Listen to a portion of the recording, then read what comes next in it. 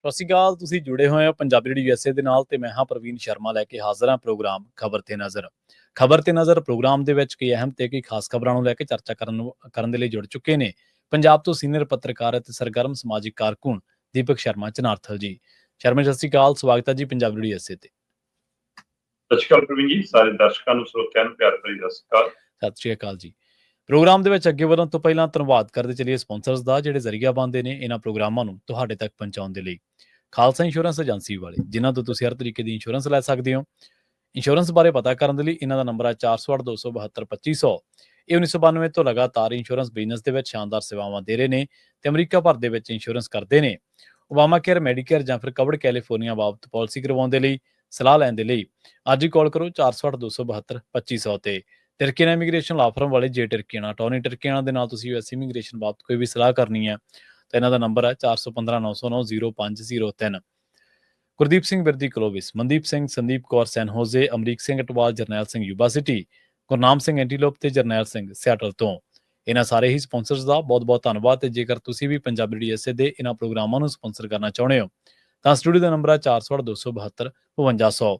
ਅੱਜ ਦਾ ਇੱਕ ਖਬਰ ਤੇ ਨਜ਼ਰ ਪ੍ਰੋਗਰਾਮ ਸਾਲ 2025 ਦੀ 25 ਜੂਨ ਦਾ ਪ੍ਰੋਗਰਾਮ ਹੈ ਤੇ ਦਿਨ ਅੱਜ ਬੁੱਧਵਾਰ ਹੈ।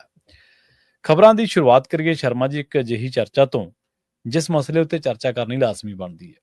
ਸਾਡੀਆਂ ਜਿਹੜੀਆਂ ਪੋਲੀਟੀਕਲ ਪਾਰਟੀਆਂ ਨੇ, ਜਿਹੜੇ ਹੁਣ ਸੱਤਾਧਾਰੀ ਨੇ, ਇਹ ਈਵੈਂਟ ਕ੍ਰੀਏਟ ਕਰਦੇ ਨੇ, ਹਰ ਚੀਜ਼ ਨੂੰ ਈਵੈਂਟ ਬਣਾ ਕੇ ਪੇਸ਼ ਕਰਦੇ ਨੇ। ਇਹਨਾਂ ਦੀ ਜਿਹੜੀ ਕਾਰਕਰਦਗੀ ਹੈ ਤਕਰੀਬਨ ਸਾਰੀਆਂ ਸਿਆਸੀ ਪਾਰਟੀਆਂ ਦੀ, ਉਹ ਉਸ ਮੁਕਾਮ ਵੱਲ ਨੂੰ ਘੱਟ ਲੱਗਦੀ ਹੈ ਜਿਹੜੇ ਮੁਕਾਮ ਤੇ ਕਈ ਚੀਜ਼ਾਂ, ਕਈ ਕੇਸ, ਕਈ ਮਸਲੇ ਜਾਣੇ ਚਾਹੀਦੇ ਨੇ, ਤੇ ਉਹਦੇ ਤੋਂ ਜਿਹੜਾ ਪੋਲੀਟੀਕਲ ਸਟੰਟਬਾਜ਼ੀ ਆ ਉਹ ਜ਼ਿਆਦਾ ਕਈ ਵਾਰੀ ਨਜ਼ਰ ਆਉਂਦੀ ਹੈ। ਤਾਜ਼ਾ ਮਾਮਲਾ ਮਜੀਠੀਆ ਦੀ ਗ੍ਰਿਫਤਾਰੀ ਦਾ। ਇਸ ਮਾਮਲੇ ਦੇ ਵਿੱਚ ਕਹਿੰਦੇ ਗੱਲਾਂ ਤਾਂ ਡਰੱਗ ਦੀਆਂ ਕਰੀ ਗਏ, ਇਲਜ਼ਾਮ ਵੀ ਲਾਈ ਗਏ, ਮਾਫੀਆਂ ਵੀ ਮੰਗ ਲਈਆਂ, ਪਰ ਪਰਚਾ ਆਮਦਨ ਦਾ ਪਤਾ ਜੀ। ਬਿਲਕੁਲ ਪ੍ਰਵੀਨ ਜੀ, ਇਹ ਸਵਾਲ ਬਹੁਤ ਵੱਡਾ ਹੈ ਜੀ ਕਿ ਤੁਸੀਂ ਹੁਣ ਵੀ ਗ੍ਰਿਫਤਾਰੀ ਤੋਂ ਬਾਅਦ ਵੀ ਜਿਹੜਾ ਨਰੇਟਿਵ ਪੰਜਾਬ ਸਿਰਜ ਰਹੇ ਨੇ, ਉਹ ਇਹ ਸਿਰਜ ਰਹੇ ਅਸੀਂ ਜੀ ਨਸ਼ੇ ਦਾ ਵੱਡਾ ਤਸਕਰ ਫੜ ਲਿਆ ਜੀ, ਅਸੀਂ ਨਸ਼ੇ ਦਾ ਵੱਡਾ ਸਮਗਲਰ ਫੜ ਲਿਆ। ਸਵਾਲ ਇਹ ਹੈ ਕਿ ਜੇ ਨਸ਼ੇ ਦਾ ਵੱਡਾ ਤਸਕਰ ਤੇ ਨਸ਼ੇ ਦਾ ਵੱਡਾ ਸਮਗਲਰ ਹੈ, ਫਿਰ ਪਰਚੇ ਦੇ ਵਿੱਚ ਨਸ਼ੇ ਦਾ ਜ਼ਿਕਰ ਕਿਉਂ ਨਹੀਂ? ਉਸ ਤਸਕਰ ਦਾ ਜ਼ਿਕਰ ਕਿਉਂ ਨਹੀਂ? ਜੀ ਜੀ, ਤੁਸੀਂ ਪਰਚਾ ਪਾ ਰਹੇ ਹੋ ਕਿ ਆਮਦਨ ਤੋਂ ਵੱਧ ਜਾਇਦਾਦ ਬਣਾਉਣ ਦਾ ਮਾਮਲਾ ਜੀ, ਹਾਂਜੀ, 500 ਕਰੋੜ ਦੀ ਜਾਇਦਾਦ ਦਾ ਹਿਸਾਬ ਨਹੀਂ ਮਿਲਦਾ ਜੀ। ਇਹ ਜੀ ਜਦੋਂ ਅਸੀਂ ਮੰਤਰੀ ਸੀ ਉਦੋਂ ਬਣਿਆ। ਹੁਣ ਇਸ ਆਮਦਨ ਨੂੰ ਜਾਂ ਇਸ ਪੈਸੇ ਨੂੰ ਤੁਸੀਂ ਆਪਣੇ ਮੀਡੀਆ 'ਚ ਬਿਆਨੀਆਂ ਦਿੰਦੇ ਹੋਏ, ਆਪਣੇ ਰਾਜਨੀਤਿਕ ਕਮੈਂਟ ਕਰਦੇ ਹੋਏ ਤੁਸੀਂ ਇਹ ਜਤਾਉਣ ਦੀ ਕੋਸ਼ਿਸ਼ ਕਰ ਰਹੇ ਹੋ ਜੀ ਇਹ ਪੈਸਾ ਜੀ ਉਹ ਤੋਂ ਬਣਿਆ, ਡਰੱਗ ਤੋਂ, ਇਸ ਲਈ ਅਸੀਂ ਕਾਰਵਾਈ ਕਰਦੇ। ਜਿੱਥੋਂ ਤੱਕ ਕੱਲ ਦੀ ਕਾਰਗੁਜ਼ਾਰੀ ਹੈ, ਜਿਸ ਤਰ੍ਹਾਂ ਮਤਲਬ ਕਿ ਸਵੇਰੇ 4:40 ਤੇ ਮੋਹਾਲੀ ਦੇ ਵਿੱਚ ਪਰਚਾ ਹੁੰਦਾ ਹੈ, ਉਹਦੀ ਉਸ ਸਮੇਂ ਹੀ ਮਿਲਦੀ ਹੈ ਸਾਰਿਆਂ ਨੂੰ ਜਦੋਂ ਮਜੀਠੀਏ ਦੇ ਘਰੇ ਵਿਜੀਲੈਂਸ ਦੀਆਂ ਟੀਮਾਂ ਪਹੁੰਚ ਜਾਂਦੀਆਂ। ਮਤਲਬ ਇੰਨੀ ਮੁਸਤੈਦ ਜੇ ਪੁਲਿਸ ਹੋ ਜਾਵੇ ਕਿ 4 ਵਜੇ ਥਾਣੇ ਲੱਗਣ ਲੱਗ ਜਾਣ, ਸਹੀ ਹੈ, ਫਿਰ ਤਾਂ ਕਿੰਨੇ ਮਸਲੇ ਹੱਲ ਹੋ ਜਾਣ। ਸਹੀ ਗੱਲ ਹੈ ਜੀ, ਬਿਲਕੁਲ। ਤਾਂ ਤੁਸੀਂ ਫਿਰ ਇਹ ਦੇਖੋ ਕਿ ਤੇਜ਼ੀ ਕਿੰਨੀ ਪੁਲਿਸ ਦੇ ਵਿੱਚ, ਮਤਲਬ ਕਿ ਫੁਰਤੀ ਕਿੰਨੀ ਆ ਕਿ ਉਹ 4:30 ਵਜੇ ਪਰਚਾ ਦਰਜ ਕਰਦੇ ਆ ਤੇ ਚੱਲ 8 ਵਜੇ ਨੂੰ ਲੁਧਿਆਣੇ ਆਪਣਾ ਅੰਮ੍ਰਿਤਸਰ ਪਹੁੰਚ, ਹੈ ਨਾ, ਕਾਰਵਾਈ ਪਾਓ ਜੀ, 11 ਵਜੇ ਨੂੰ ਜੀ ਖਿੱਚ ਲਓ ਜੀ, ਚੱਕ ਲਓ ਜੀ, ਬਿਠਾ ਲਓ ਜੀ ਗੱਡੀ 'ਚ, 12 ਵਜੇ ਚਲੋ ਜੀ ਚੰਡੀਗੜ੍ਹ ਨੂੰ। ਮਤਲਬ ਇਹ ਇੰਨੀ ਕਾਹਲ ਸੀ ਕਿ ਵਿਚਾਰੇ ਅੱਧਿਆਂ ਨੂੰ ਤਾਂ ਵਰਦੀ ਪਾਉਣ ਦਾ ਵੀ ਟਾਈਮ ਨਹੀਂ ਮਿਲਿਆ, ਬਿਨਾਂ ਵਰਦੀ ਜਾਣਾ ਪਿਆ ਉੱਥੇ। ਸੋ ਉਹ ਸਾਰਾ ਦ੍ਰਿਸ਼ ਸਪਸ਼ਟ ਦਿਖਦਾ ਸੀ ਕਿ ਰਾਜਨੀਤਿਕ ਦ੍ਰਿਸ਼। ਜੇਕਰ ਵਿਕਰਮ ਮਜੀਠੀਆ ਨੇ ਆਪਣੀ ਸਰਕਾਰ ਦੇ ਸਮੇਂ ਨਸ਼ੇ ਦੇ ਧੰਦਾ ਕੀਤਾ, ਨਸ਼ੇ ਦਾ ਕੰਮ ਕੀਤਾ, ਮੁੱਖ ਮੰਤਰੀ ਭਗਵੰਤ ਮਾਨ ਹੋਰਾਂ ਦੀ ਕਿੱਕਲੀ ਸਾਰੇ ਪੰਜਾਬ ਨੂੰ ਯਾਦ ਹੋਣੀ। ਹਾਂਜੀ, ਜਿੱਚੋਂ ਕਹਿੰਦੇ ਹੁੰਦੇ ਸੀ ਵੀਰ ਤੋਂ ਮੰਗਾਇਆ, ਬਾਰਡਰ ਪਾਰ ਤੋਂ ਲਿਆਇਆ, ਹਾਂਜੀ ਹਾਂਜੀ, ਉਹ ਕਿੱਕਲੀ ਜੇ ਯਾਦ ਸੀ ਤਾਂ ਮੁੱਖ ਮੰਤਰੀ ਭਗਵੰਤ ਮਾਨ ਨੂੰ ਮੁੱਖ ਗਵਾਹ ਬਣਨਾ ਚਾਹੀਦਾ ਸੀ ਇਸ ਮਾਮਲੇ 'ਚ। ਤਾਂ ਕਿ ਵੀ ਮੈਨੂੰ ਸਾਰੀ ਜਾਣਕਾਰੀ ਹੈ, ਮੈਨੂੰ ਪਤਾ ਬਾਰਡਰ ਪਾਰ ਤੋਂ ਕਿਵੇਂ ਆਉਂਦਾ ਸੀ, ਕਿਵੇਂ ਵਿਕਦਾ ਸੀ। ਸਹੀ ਗੱਲ। ਅਰਵਿੰਦ ਕੇਜਰੀਵਾਲ ਕੱਲ ਦਿੱਲੀ 'ਚ ਬੋਲ ਰਹੇ ਸੀ, ਉਹ ਕਹਿੰਦੇ ਵੀ ਆਹ ਲਓ ਵੀ ਅਸੀਂ ਕੋਈ ਵੀ ਵੱਡੇ ਤੋਂ ਵੱਡਾ ਵੀ ਹੋਵੇ ਉਹਨੂੰ ਬਖਸ਼ਾਂਗੇ ਨਹੀਂ, ਅਸੀਂ ਵੱਡਾ ਬੰਦਾ ਫੜ ਲਿਆ, ਹੁਣ ਵੱਡਾ ਆਗੂ ਫੜ ਲਿਆ। ਠੀਕ ਹੈ ਜੀ। ਕਹਿੰਦੇ ਉਹ ਫੜਿਆ ਜਿਹੜਾ ਆਪਣੀ ਸਰਕਾਰੀ ਗੱਡੀਆਂ 'ਚ ਨਸ਼ਾ ਢਾਉਂਦਾ ਸੀ, ਉਹ ਫੜਿਆ ਜਿਹਦੇ ਘਰੇ ਅੰਤਰਰਾਸ਼ਟਰੀ ਤਸਕਰ ਆ ਕੇ ਰੁਕਦੇ ਸੀ।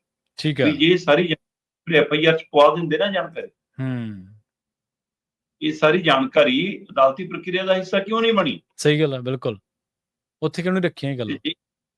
ਜੇ ਇਹੀ ਮਾਮਲੇ ਸੀਗੇ ਤਾਂ ਮਤਲਬ ਵਿਕਰਮ ਮਜੀਠੀਆ ਦੇ ਖਿਲਾਫ ਨਸ਼ੇ ਵਾਲੇ ਮਾਮਲੇ 'ਚ 7 ਸਿੱਟ ਬਣ ਚੁੱਕੇ ਹੁਣ ਤੱਕ, ਤੇ 7 ਸਿੱਟ ਦੇ ਹੁੰਦਿਆਂ ਤੁਸੀਂ ਅਜੇ ਤੱਕ ਚਲਾਨ ਨਹੀਂ ਪੇਸ਼ ਕੀਤਾ ਉਸ ਮਾਮਲੇ 'ਚ। ਜੀ ਜੀ।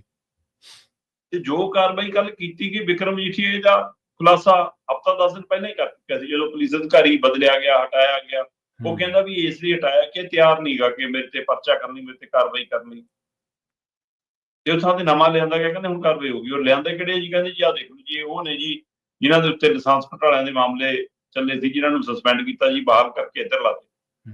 ਤੇ ਸੌਦੇਬਾਜ਼ੀ ਹੈ ਜੀ। ਇਸ ਲਈ ਮਜੀਠੀਆ ਹੋਰੀ ਕਹਿੰਦੇ ਜੀ ਮੇਰੇ ਨਾਲ ਤਾਂ ਧੱਕਾ ਹੋਇਆ। ਉਹ ਕਹਿੰਦੇ ਜੀ ਮੇਰੇ ਨਾਲ ਮਤਲਬ ਕਿ ਮਾਮਲੇ ਨਸ਼ੇ ਵਾਲੀਆਂ ਗੱਲਾਂ ਕਰਦੇ ਨੇ ਜੀ, ਪਰ ਪਰਚਾ ਮੇਰੇ ਆਮਦਨ ਤੋਂ ਵੱਧ ਪਾਇਆ। ਹੁਣ ਉਹ ਆਪਣੇ ਆਪ ਨੂੰ ਸਿਆਸਤਦਾਨ ਤੌਰ ਤੇ ਪੀੜਤ ਦਿਖਾਉਣਾ ਚਾਹੁੰਦੇ ਨੇ। ਸੱਤਾਧਾਰੀ ਤੇ ਲੋਕਾਂ ਨੂੰ ਇਹ ਸਮਝ ਆਉਂਦੀ ਹੈ ਕਿ ਲਓ ਜੀ, ਸਾਨੂੰ ਕਹੀ ਜਾਂਦੇ ਸੀ ਵੱਡਾ ਮਗਰਮੱਛ ਨਹੀਂ ਫੜਦੇ, ਵੱਡੇ ਨੂੰ ਫੜਦੇ, ਅਸੀਂ ਬੜਾ ਫੜ ਲਿਆ।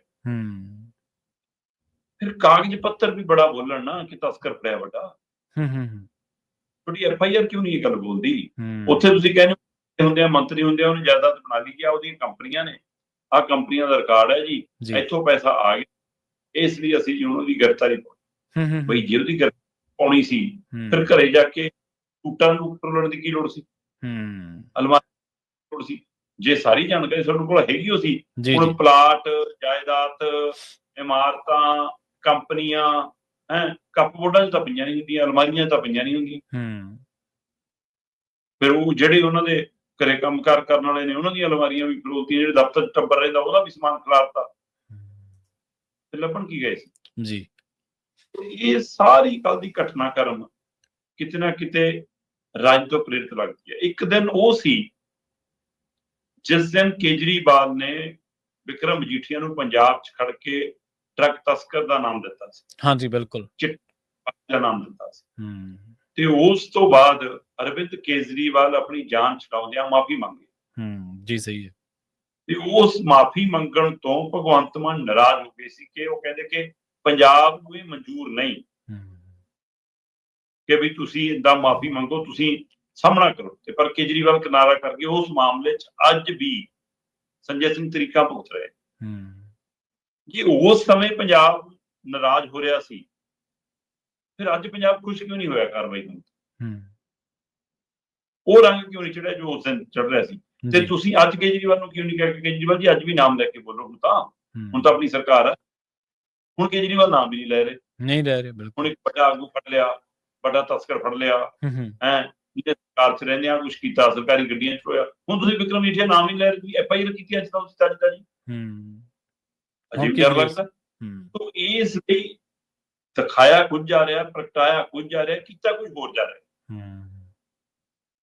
ਪੰਜਾਬ ਦੇ ਵਿੱਚ ਡਰੱਗ ਤਸਕਰ ਦੇ ਨਾਮ ਦੇ ਉੱਤੇ ਬਲਡੋਜ਼ਰ ਚੱਲ ਰਿਹਾ ਜੀ, ਘਟਾਏ ਜਾ ਰਹੇ ਆ। ਮੀਡੀਆ ਖਬਰ ਦਿੰਦਾ ਹੈ ਕਿ ਤਸਕਰ ਦਾ ਘਾਟਾ ਤਾਂ ਬਿਲਕੁਲ ਪਿੰਡ ਦੇ ਵਿੱਚ ਮਾੜਾ ਮੋਟਾ ਇਹ ਵੀ ਹੁੰਦਾ ਕਿ ਇਹ ਬੰਦੇ ਵੇਚਦੇ ਆ ਜੀ, ਪਿੰਡ ਦੇ ਲੋਕਾਂ ਨੂੰ ਚੈਟ ਲਾਉਂਦੇ ਆ ਜੀ, ਕਈ ਡੱਬਰ ਕਹਿੰਦੇ ਛੱਡ ਗਏ ਜੀ, ਕਈ ਕਹਿੰਦੇ ਜੀ ਹੈਗੇ ਆ ਜੀ, ਕਹਿੰਦੇ ਸਾਡਾ ਨਸ਼ਾ ਵਾਸਤਾ ਹੀ ਨਹੀਂ ਜੀ। ਜ਼ਿਆਦਾਤਰ ਮਾਮਲਿਆਂ 'ਚ ਘਰ ਉਹ ਢਾਏ ਗਏ ਜਿਹੜੇ ਸ਼ਾਮਲਾਟਾਂ 'ਚ ਬਣੇ, ਨਜਾਇਜ਼ ਕਬਜ਼ਿਆਂ 'ਚ ਬਣੇ, ਕਿਸੇ ਹੋਰ ਪੰਚਾਇਤ ਨੇ ਪਲਾਟ ਦਿੱਤਾ ਸੀ, ਉਹ ਦੂਜੀ ਪੰਚਾਇਤ ਨਾਲ ਨੇ। ਜ਼ਿਆਦਾਤਰ ਮਾਮਲੇ ਹੁਣ ਉਸੇ ਤਰ੍ਹਾਂ ਮਾਮਲਾ ਇਹ, ਤੁਸੀਂ ਗੱਲਾਂ ਇੱਥੇ ਨਸ਼ੇ ਦੀਆਂ ਕਰ ਰਹੇ ਹੋ ਤੇ ਮਾਮਲੇ ਤੁਸੀਂ ਕੁਝ ਹੋਰ ਤਰ੍ਹਾਂ ਦਰਜ ਕਰ ਰਹੇ ਹੋ। ਹੁਣ ਕਹਿੰਦੇ ਜੀ ਬਿਜ਼ਨਸ ਤਾਂ ਆਪਣੀ ਸੱਚੀ ਹੋਣ ਨੂੰ ਫਿਰਦੇ, ਕਹਿੰਦੀ ਅਸੀਂ ਤਾਂ ਜੀ ਕੱਲ 20 ਥਾਵਾਂ ਤੇ ਛਾਪੇ ਮਾਰਿਆ, ਕੱਲਾ ਮਜੀਠੀਆ ਦੇ ਘਰੇ ਥੋੜਾ ਮਾਰਿਆ। ਠੀਕ ਹੈ। ਅਸੀਂ ਤਾਂ ਅੰਮ੍ਰਿਤਸਰ 'ਚ 11 ਛਾਪੇ ਮਾਰੇ ਆ ਜੀ, ਅਸੀਂ ਤਾਂ ਜੀ ਤਰਨਤਾਰਨ 'ਚ 4 ਛਾਪੇ ਮਾਰੇ ਆ ਜੀ, ਅਸੀਂ ਤਾਂ ਜੀ ਸੰਗਰੂਰ 'ਚ 3 ਮਾਰੇ ਆ ਜੀ, ਲੁਧਿਆਣੇ 'ਚ 2 ਮਾਰੇ, ਸਾਡੇ ਤਾਂ 20 ਛਾਪੇ ਆ ਜੀ। ਤੇ ਫਿਰ ਬਰਾਮਦਗੀ ਵੀ ਦਿਖਾਈ ਕਿ ਵਿਕਰਮ ਮਜੀਠੀਆ ਕੋਈ 8 ਡੈਰੀਆਂ ਮਿਲ ਗਈਆਂ, 2 iPad ਮਿਲ ਗਏ ਜੀ, 4 ਲੈਪਟਾਪ ਮਿਲ ਗਏ ਜੀ, 29 ਮੋਬਾਈਲ ਫੋਨ ਜੀ। ਹੁਣ ਲੋਕ ਕਹਿੰਦੇ ਵੀ ਜਿੱਡਾ ਬੜਾ ਵਿਕਰਮ ਮਜੀਠੀਆ ਦਾ ਨਾਂ ਹੈ, ਜਿੱਡਾ ਵੱਡਾ ਲੀਡਰ ਹੈ, ਜਿੱਡਾ ਉਹਦਾ ਕਾਰੋਬਾਰ ਹੈ, ਤੁਸੀਂ ਕਹਿੰਦੇ ਇੰਨੀਆਂ ਕੰਪਨੀਆਂ ਚੱਲਦੀਆਂ ਤੇ ਉੱਥੇ ਫਿਰ 4 ਲੈਪਟਾਪ ਤੇ 2 iPad ਕਿੱਡੀ ਚੀਜ਼ ਹੈ ਜੀ ਉਹਨਾਂ ਲਈ। ਤੁਹਾਡੇ ਸਾਡੇ ਘਰੋਂ ਇਹੀ ਜਿਹੀਆਂ ਚੀਜ਼ਾਂ ਮਿਲ ਜਾਣ ਫਿਰ ਤਾਂ ਸਮਝ ਆਵੇ ਜੀ। ਇਹ ਜੇ ਬੰਦੇ ਦੇ ਘਰੋਂ ਜੇ ਇੰਨੀ 8 ਡੈਰੀਆਂ ਜੀ, ਜੇ ਬੰਦਾ ਮੰਤਰੀ ਰਿਹਾ, ਘਰ ਵਾਲੀ MLA ਹੈ, ਘਰੇ ਦਰਬਾਰ ਲੱਗਦਾ, ਕੁਝ ਹਿਸਾਬ ਕਿਤਾਬ ਰੱਖਦੇ ਕੋਈ ਸਕਦੇ, ਕਹਿੰਦੇ 8 ਡੈਰੀਆਂ ਕਿਹੜੀ ਗੱਲ ਹੈ ਜੀ, ਲੀਡਰਾਂ ਦੇ ਘਰਾਂ 'ਚ ਤਾਂ ਹੁੰਦੀਆਂ, ਦੁੱਧ ਦਾ ਪੀਏ ਨੇ। ਪਰ 29 ਮੋਬਾਈਲ, ਜੇ 29 ਮੋਬਾਈਲ ਵਿਕਰਮ ਮਜੀਠੀਆ ਤੇ ਉਹਨਾਂ ਦੀ ਘਰਵਾਲੀ ਦੇ ਨਾਮ ਤੇ ਨੇ ਤੇ ਉਹ ਚੱਲਦੇ ਨੇ, ਭਾਲੇਗਾ। ਜੇ ਉਹ ਖਰਾਬ ਪਏ, ਬੰਦ ਪਏ ਨੇ, ਬਈ ਹਰ ਸਾਲ ਕੰਪਨੀ ਨਵਾਂ ਕੱਢ ਦਿੰਦੀ ਆ ਤੇ ਅਪਡੇਟ ਲੈ ਲਓ ਜੀ, ਹੈ ਨਾ, ਪੁਰਾਣਾ ਅਪਡੇਟ ਡਰਦਾ ਸਿੱਧਾ ਨਹੀਂ ਗਾ ਕਿ ਡਾਟਾ ਪਿਆ, ਸਾਰਾ ਕੁਝ ਪਿਆ, ਮੋਬਾਈਲਾਂ 'ਚ ਸੇਵ ਹੁੰਦਾ ਡਾਟਾ, ਉਹ ਘਰੇ ਇਕੱਠੇ ਹੋ ਜਾਂਦੇ ਨੇ। ਜੀ ਜਾਂ ਜਿਹੜੇ ਬੰਦੇ ਕੱਲ ਵਿਕਰਮ ਮਜੀਠੀਆ ਕਹਿ ਰਹੇ ਸੀ ਮੈਨੂੰ 5 ਸਰਪੰਚ ਮਿਲਣ ਆਏ ਨੇ ਜੀ, ਆ ਕੀ ਸਾਡੇ ਉਹਨਾਂ ਦੇ ਨੌਕਰ ਸੀ? ਚੱਕ ਨੂੰ ਡਰਾਈਵਰ ਨੂੰ ਤੰਗ ਕਰ ਰਹੇ ਨੇ, ਕਿਤੇ ਉਹਨਾਂ ਤਾਂ ਨਹੀਂ ਇਕੱਠੇ ਕਰਦੇ ਸਾਰਿਆਂ ਦੇ? ਜੀ ਸਹੀ ਹੈ। ਸੋ ਇਸ ਲਈ ਕਿੰਨੇ ਸਵਾਲ ਖੜੇ ਹੋ ਗਏ ਉਲਟਾ। ਮਤਲਬ ਲੋਕਾਂ ਦੇ ਮਨ ਨੂੰ ਜਿਹੜੀ ਪੰਜਾਬ 'ਚ ਲਗਾਤਾਰ ਚਿਰਾਂ ਤੋਂ ਮੰਗ ਹੈ ਕਿ ਨਸ਼ੇ ਨੂੰ ਰੋਕੋ, ਨਸ਼ੇ ਦੇ ਤਸਕਰਾਂ ਤੋਂ ਸਪਲਾਈ ਚੇਨ ਤੋੜੋ, ਹੈ ਨਾ, ਜੇ ਤੁਸੀਂ ਉਹ ਕਾਰਵਾਈ ਦਿਖਾ ਰਹੇ ਹੋ ਜਿਹਨਾਂ ਨੂੰ ਕਿਤੇ ਤਸਕਰ ਕਹਿ ਰਹੇ ਸੀ, ਤਾਂ ਵੀ ਲੋਕਾਂ ਦੇ ਮਨਾਂ ਨੂੰ ਉਵੇਂ ਕਿਉਂ ਨਹੀਂ ਗੱਲ ਲੱਗ ਰਹੀ? ਲੋਕਾਂ ਦੇ ਮਨਾਂ ਨੂੰ ਇਹ ਤਾਂ ਠੀਕ ਹੈ ਕਿ ਵਿਕਰਮ ਮਜੀਠੀਆ ਫੜ ਲਿਆ, ਚਲੋ ਵਧੀਆ ਜੀ, ਇਹਨੇ ਕਿਹੜਾ ਘੱਟ ਕੀਤੀ ਹੈ ਕਿਸੇ ਨਾਲ, ਇਹਨੇ ਵੀ ਚੰਮਦੀਆਂ ਚਲਾਈਆਂ, ਪਰ ਇਹ ਨਹੀਂ ਲੱਗ ਰਿਹਾ ਕਿ ਤੁਸੀਂ ਉਹਨੂੰ ਤਸਕਰ ਦੇ ਕਰਕੇ ਫੜੇ ਜੀ। ਉਹ ਕਹਿੰਦੇ ਜੀ ਰਾਜਨੀਤਿਕ ਬਦਲਾਖੋਰੀ ਕਰਕੇ ਫੜੇ। ਲੋਕਾਂ ਨੂੰ ਇਹ 'ਚੋਂ ਬਦਲਾਖੋਰੀ ਦੀ ਸਿੱਧੀ ਮੁਸਕ ਆ ਰਹੀ ਜੀ। ਤੇ ਹੁਣ ਸਰਕਾਰ ਇਹਨੂੰ 227 ਦੇ ਵਜੋਂ ਕੈਚ ਕਰਨਾ ਚਾਹੁੰਦੀ ਹੈ ਕਿ ਲਓ ਜੀ, ਹੁਣ ਤੱਕ ਜਿਹੜਾ ਸਾਡੇ ਤੇ ਇਹ ਗੱਲ ਸੀ ਕਿ ਵੱਡਿਆਂ ਨੂੰ ਹੱਥ ਨਹੀਂ ਪਾਉਂਦੇ, ਅਸੀਂ ਵੱਡੇ ਨੂੰ ਹੱਥ ਪਾ ਲਿਆ। ਸੋ ਇਹ 27 ਦੇ ਵਿੱਚ ਉਹਦਾ ਲਾਹਾ ਕਿੰਨਾ ਮਿਲਦਾ, ਨਹੀਂ ਮਿਲਦਾ, ਜਾਂ ਇਹ ਨਾ ਹੋਵੇ ਕਿ ਬਾਦਲਾਂ ਨੂੰ ਅੰਦਰ ਕੀਤਾ ਸੀ ਕੈਪਟਨ ਅਮਰਿੰਦਰ ਸਿੰਘ ਨੇ ਇਹੋ ਜਿਹੀ ਆਮਦਨ ਤੋਂ ਵੱਧ ਜਾਇਦਾਦ ਦੇ ਮਾਮਲੇ 'ਚ, ਬਾਅਦ ਚੋਂ ਅਗਲੇ ਬਰੀ ਵੀ ਹੋ ਗਏ, ਤੁਹਾਡੇ ਨਾਲ ਸਿਟੀ ਘੁਟਾਲੇ ਦਾ ਸਮਝੌਤਾ ਵੀ ਹੋ ਗਿਆ, ਪਰ ਜੇਲ੍ਹ 'ਚ ਜਾਣ ਤੋਂ ਬਾਅਦ 2 ਵਾਰ ਬਾਦਲਾਂ ਦੀ ਲਗਾਤਾਰ ਸਰਕਾਰ ਆ ਗਈ। ਮੈਨੂੰ ਨਹੀਂ ਪਤਾ ਵਿਕਰਮ ਮਜੀਠੀਆ ਇਸ ਯਾਤਰਾ ਤੋਂ ਬਾਅਦ ਬੜਾ ਲੀਡਰ ਬਣ ਜੂਗਾ ਜਾਂ ਨਹੀਂ ਬਣ ਜੂਗਾ, ਅਕਾਲੀ ਦਲ ਬਾਦਲ ਉਹਦੇ ਕੋਲ ਆ ਜੂਗਾ ਜਾਂ ਨਹੀਂ ਆ ਜੂਗਾ, ਹੈ ਨਾ, ਪਰ ਆਮ ਆਦਮੀ ਪਾਰਟੀ ਨੇ ਕਈ ਸਵਾਲ ਜ਼ਰੂਰ ਆਪਣੇ ਲਈ ਕਰੇਗਾ। ਕੁਝ ਲੋਕਾਂ ਨੂੰ ਲੱਗਦਾ ਹੋਣਾ ਵੀ ਸ਼ਾਇਦ ਆਪਾਂ ਵਿਕਰਮ ਮਜੀਠੀਆ ਨੂੰ ਡਿਫੈਂਡ ਕਰ ਰਹੇ ਹਾਂ, ਜੇਕਰ ਅਸੀਂ ਉਹਦੀ ਜੀ ਬਿਲਕੁਲ। ਜਦੋਂ ਵਿਕਰਮ ਮਜੀਠੀਆ ਉਹਦੀ ਸੱਤਾ 'ਚ ਸੀਗੇ, ਜਦੋਂ ਅਕਾਲੀ ਦਲ ਬੀਜੇਪੀ ਦਾ ਰਾਜ ਸੀ, ਤਦ ਵੀ ਪੁਲਿਸ ਇਸੇ ਤਰ੍ਹਾਂ ਕਰਦੀ ਸੀ। ਬਿਲਕੁਲ ਬਿਲਕੁਲ। ਜਦੋਂ ਕੈਪਟਨ ਦਾ ਰਾਜ ਸੀ, ਤਦ ਵੀ ਪੁਲਿਸ ਨੇ ਹੀ ਕੁਝ ਕੀਤਾ। ਅਸੀਂ ਸਿਸਟਮ ਦੀ ਗੱਲ ਕਰ ਰਹੇ ਹਾਂ। ਉਹੀ ਪੁਲਿਸ ਵਾਲੇ ਜਿਨ੍ਹਾਂ ਨੇ ਬਾਦਲਾਂ ਦੇ ਉੱਤੇ ਪਰਚੇ ਦਰਜ ਕੀਤੇ, ਗਵਾਹ ਬਣੇ, ਉਹ ਕੈਪਟਨ ਦੇ ਸਰਕਾਰ ਦੇ ਸਮੇਂ ਤੇ ਬਾਦਲਾਂ ਦੀ ਸਰਕਾਰ ਉਸ ਸਮੇਂ ਗਵਾਹਾਂ ਤੋਂ ਮੁੱਕਰ ਗਏ। ਅਫਸਰਸ਼ਾਹੀ ਦਾ ਕੀ ਹੈ ਜੀ? ਇਹ ਤਾਂ ਸਵਾਲ ਤਾਂ ਸਿਸਟਮ ਦੀ ਵਰਤੋਂ ਦਾ ਬਿਲਕੁਲ ਸਵਾਲ ਤਰੀਕਾਕਾਰ ਦਾ ਅਸਲ ਦੇ ਵਿੱਚ ਸਵਾਲ ਇਹ ਹੈ ਵੀ ਤੁਸੀਂ ਜਿਹੜੀ ਗੱਲ ਦਾ ਦਾਅਵਾ ਕਰਦੇ ਹੋ ਕਿ ਕਾਨੂੰਨੀ ਰੂਪ ਦੇ ਵਿੱਚ ਹੀ ਉਸੇ ਤਰੀਕੇ ਨਾਲ ਜਾਂਦੇ ਹੋ ਕਿ ਨਹੀਂ। ਸਵਾਲ ਇਸ ਗੱਲ ਦਾ, ਇਹ ਜਿਹੜਾ ਅੱਜ ਮਜੀਠੀਆ ਨਾਲ ਹੋ ਰਿਹਾ, ਹੋ ਸਕਦਾ ਕੱਲ ਨੂੰ ਇਹਦਾ ਵਿਕਟਮ ਭਗਵੰਤ ਮਾਨ ਹੋਵੇ, ਆਮ ਆਦਮੀ ਪਾਰਟੀ 'ਚ ਕੋਈ ਹੋਵੇ, ਜਦੋਂ ਕੋਈ ਬਦਲ ਗਏ। ਗੱਲ ਤਾਂ ਤਰੀਕਾਕਾਰ ਦੀ ਆ। ਇਹਦੇ ਨਾਲ ਜਿਹੜੀ ਇੱਕ ਹੋਰ ਮਜੀਠੀਆ ਵਰਗਾ ਸ਼ਰੇਆਮ ਕਹਿੰਦਾ ਕਿ ਹਾਂ ਕੋਈ ਨਾ ਆ ਜਾਂਦੇ, ਸਰਕਾਰ ਟੰਗਾਂਗੇ ਅਸੀਂ, ਧਮਕੀਆਂ ਦਿੰਦੇ ਨੇ ਉਹ ਤਾਂ ਸ਼ਰੇਆਮ। ਇਸ ਤੋਂ ਬਾਅਦ ਜਿਹੜੀ ਚਰਚਾ ਛਿੜੀ ਹੈ ਸ਼ਰਮਾ ਜੀ, ਉਹ ਇਹ ਛਿੜੀ ਹੈ ਵੀ ਏਜੰਸੀਆਂ ਦੀ ਕਾਰਵਾਈ ਦੇ ਉੱਤੇ ਇੱਕ ਵਾਰ ਫਿਰ ਤੋਂ ਜਿਹੜੀ ਚਰਚਾ ਛਿੜੀ ਹੈ ਮਜੀਠੀਆ ਦੀ ਗ੍ਰਿਫਤਾਰੀ ਦੇ ਨਾਲ। ਦੇਖੋ, ਜੇ ਹੁਣ ਆਮਦਨ ਤੋਂ ਵੱਧ ਜਾਇਦਾਦ ਦਾ ਮਾਮਲਾ ਹੈ, ਅੱਜ ਨਹੀਂ ਤਾਂ ਕੱਲ ਨੂੰ ਈਡੀ ਵਿੱਚ ਫਿਰ ਇਨਵੋਲਵ ਹੋ ਜੂਗੀ ਜੀ। ਤੇ ਹੁਣ ਜੇ ਇਸ ਤਰ੍ਹਾਂ ਦਾ ਵਿਜੀਲੈਂਸ ਦੀ ਕਾਰਵਾਈ ਹੈ ਤਾਂ ਜਾਖੜ ਵੀ ਇਹ ਸਾਰੇ ਬੋਲ ਰਹੇ ਨੇ। ਜਦੋਂ ਈਡੀ ਕਰਦੀ ਹੈ ਫਿਰ ਨਹੀਂ ਬੋਲਦੇ, ਫਿਰ ਕਹਿੰਦੇ ਜਾਇਜ਼ ਹੈ ਜੀ। ਜੇ ਈਡੀ ਕੇਜਰੀਵਾਲ ਦੇ ਉੱਤੇ ਕਾਰਵਾਈ ਕਰਦੀ ਹੈ, ਮਨੀਸ਼ ਸਿਸੋਦੀਆ ਦੀ ਕਾਰਵਾਈ ਕਰਦੀ ਹੈ, ਕਹਿੰਦੇ ਜੀ ਇਹ ਗਲਤ ਹੋ ਰਿਹਾ, ਸਭ ਨਾਲ ਧੱਕਾ ਹੋ ਰਿਹਾ। ਕਿਸੇ ਨਾਲ ਵਿਜੀਲੈਂਸ ਰਾਹੀਂ ਕਰਦੇ ਹੋ, ਅਸੀਂ ਜਾਇਜ਼ ਕਰ ਰਹੇ ਹਾਂ ਜੀ, ਅਸੀਂ ਤਾਂ ਪੰਜਾਬ ਨੂੰ ਬਚਾਉਣ ਲਈ ਕਰ ਰਹੇ ਹਾਂ। ਮਤਲਬ ਇਹ ਦੋਹਰੇ ਜੀ। ਕੱਲ ਭਾਰਤੀ ਜਨਤਾ ਪਾਰਟੀ ਵਿਕਰਮ ਮਜੀਠੀਆ ਦੀ ਪਿੱਠ ਤੇ ਆ ਗਈ, ਕਾਂਗਰਸ ਦੇ ਪਿੱਠ ਤੇ ਆ ਗਏ। ਚਲੋ ਕੱਲ ਹਰਸਿਮਰਤ ਬੋਲੀ, ਸੁਖਬੀਰ ਬਾਦਲ ਬੋਲੇ, ਹੈ ਨਾ, ਦਲਜੀਤ ਸਿੰਘ ਚੀਮਾ ਬੋਲੇ, ਹੋਰ ਲੀਡਰ ਬੋਲੇ, ਪਰ ਸੱਤਾਧਾਰੀ ਧਿਰ ਨੇ ਆਪਣੇ 4-4 ਮੰਤਰੀ ਲਾਤੇ। ਇੱਕ ਬੋਲ ਕੇ ਜਾਂਦਾ, ਦੂਆ ਜਾਂਦਾ, ਦੂਆ ਬੋਲ ਕੇ ਜਾਂਦਾ, ਤੀਆ ਜਾਂਦਾ, ਤੀਆ ਬੋਲ ਕੇ, ਤਾਂ ਕਿ ਅਸੀਂ ਮੀਡੀਆ ਦੇ ਵਿੱਚ ਛਾਏ ਰਹੀਏ, ਸਾਡਾ ਹੀ ਸੁਨੇਹਾ ਜਾਵੇ, ਸਾਡੀ ਉਹ ਲਾਈਵ ਚੱਲੇ, ਸਾਡੀ ਉਹ ਖਬਰ ਲੱਗੇ, ਤਾਂ ਕਿ ਦੂਜਾ ਜਿਹੜਾ ਸਵਾਲ ਖੜੇ ਹੋ ਰਹੇ ਨੇ ਸਵਾਲ ਦੱਸ ਜਾਣ ਜੀ। ਪਰ ਸਵਾਲ ਤਾਂ ਹੋਣਗੇ ਜੀ ਕਿ ਜੇ ਈਡੀ ਕਾਰਵਾਈ ਕਰੇ ਤਾਂ ਬੀਜੇਪੀ ਵੀ ਕਹਿੰਦੀ ਹੈ ਜਾਇਜ਼ ਹੈ, ਬਾਕੀ ਤਰ੍ਹਾਂ ਕਹਿੰਦੀ ਹੈ ਜੀ ਧੱਕਾ, ਤੇ ਜੇ ਸੂਬੇ ਵਾਲੀ ਸਰਕਾਰ ਕਰੇ ਫਿਰ ਕਹਿੰਦੇ ਜੀ ਸੂਬੇ ਵਾਲੀਆਂ ਏਜੰਸੀਆਂ ਧੱਕਾ ਕਰਦੀਆਂ ਹੈ। ਮਤਲਬ ਕਿ ਜਿਹੜੀ ਧਿਰ ਕਰਾ ਰਹੀ ਹੈ ਉਹ ਕਹਿੰਦੀ ਨਹੀਂ ਠੀਕ ਹੋ ਰਹੀ ਹੈ ਜੀ, ਬਾਕੀ ਕਹਿੰਦੀਆਂ ਗਲਤ ਹੋ ਰਹੀ ਹੈ। ਸੋ ਏਜੰਸੀਆਂ ਚਾਹੇ ਕੇਂਦਰੀ ਨੇ ਚਾਹੇ ਸੂਬਈ ਨੇ ਜੀ, ਉਹ ਸੱਤਾ ਦਾ ਟੂਲ ਬਣ ਕੇ ਰਹੇਗੀ, ਸੱਤਾ ਦੇ ਹੱਥ ਦੀ ਮਸ਼ੀਨਰੀ ਬਣ ਕੇ ਰਹੇਗੀ। ਉਹ ਸੱਤਾ ਦੇ ਅਨੁਸਾਰ ਚੱਲਦੀਆਂ ਨੇ, ਉਹ ਨਿਯਮ ਅਨੁਸਾਰ, ਸਿਸਟਮ ਅਨੁਸਾਰ ਨਹੀਂ ਚੱਲ ਰਹੀ। ਹੁਣ ਇਸ ਮਾਮਲੇ 'ਚ ਅੱਜ ਨਹੀਂ ਤਾਂ ਕੱਲ ਨੂੰ ਈਡੀ ਨੇ ਇਨਵੋਲਵ ਹੋਣਾ ਜੀ, ਕਿਉਂਕਿ ਆਮਦਨ ਤੋਂ ਵੱਧ ਜਾਇਦਾਦ ਦਾ ਮਾਮਲਾ ਬਣਾਇਆ। ਈਡੀ ਨੇ ਆਪਣੇ ਆਪ ਇਹ ਮਾਮਲਾ ਟੇਕ ਓਵਰ ਕਰ ਲਿਆ। ਪਰ ਸਵਾਲ ਤਾਂ ਇਹ ਖੜਾ, ਜੇ ਪਹਿਲਾਂ 7 ਸਿੱਟ ਜਾਂਚ ਹੁੰਦੀ ਰਹੀ ਨਸ਼ੇ ਵਾਲੇ ਮਾਮਲੇ 'ਚ, ਤੇ ਵਿਕਰਮ ਮਜੀਠੀਆ ਦਾ ਦਮ ਭਰੀ ਜਾਂਦਾ, ਅਗਲਾ ਕਹਿੰਦਾ ਕਿ 7 ਸਿੱਟ 'ਚ ਕੁਝ ਨਹੀਂ ਲੱਭਿਆ ਜੀ, ਮੈਂ ਤਾਂ ਪਹਿਲਾਂ ਕਹਿੰਦਾ ਸੀ ਮੇਰੇ ਤੇ ਨਵਾਂ ਪਰਚਾ ਪਾਉਣਗੇ ਜਦੋਂ ਇਹ 'ਚੋਂ ਕੁਝ ਨਹੀਂ ਮਿਲਿਆ। ਗੱਲ ਨੂੰ ਸਹੀ ਸਾਬਤ ਕਰਦੇ ਹੋ ਕਿਆ, ਦੇਖੋ ਜੀ। ਤੇ ਦੂਸਰੇ ਪਾਸੇ ਹੁਣ ਤਾਂ ਤੁਸੀਂ ਚਲਾਨ ਨਹੀਂ ਪੇਸ਼ ਕਰਦੇ ਜੀ। ਮਤਲਬ ਜੇ ਭਗਵੰਤ ਮਾਨ ਹੋਰਾਂ ਨੂੰ ਪਤਾ ਹੈ, ਜੇ ਕੇਜਰੀਵਾਲ ਹੋਰਾਂ ਨੂੰ ਪਤਾ ਹੈ, ਜੇ ਇਹਨਾਂ ਦੇ ਲੀਡਰਾਂ ਨੂੰ ਪਤਾ ਹੈ, ਜੇ ਇਹਨਾਂ ਦੇ ਮੰਤਰੀਆਂ ਨੂੰ ਪਤਾ ਹੈ, ਤਾਂ ਇਹ ਸਾਰੇ ਬਤੌਰ ਗਵਾਹ ਬਣਾ ਕੇ ਉਹਦੇ ਉੱਤੇ ਕਾਰਵਾਈ ਕਰਾ ਦੇਣ। ਜੀ ਜੀ, ਸਹੀ ਹੈ।